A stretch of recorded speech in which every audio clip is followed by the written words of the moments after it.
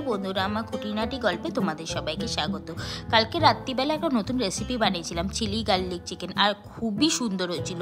First time বানিয়েছিলাম, তাই তোমাদের সাথে একটু শেয়ার করলাম। প্রথমে নুন, তারপরে গোলমরিচ, তারপরে গার্লিক পাউডার আর চিলি পাউডার দিয়ে 5 মিনিটের জন্য রেখে দিয়েছিলাম। তারপরে তেল দিয়েছিলাম, যেটা ভিডিওটা আমি করিনি। তারপরে বেকিং সোডা আর কর্নফ্লাওয়ার দিয়ে আর একটু ম্যারিনেট করে 30 মিনিটসের জন্য এয়ার ফ্রায়ারে রেখে দিয়েছিলাম।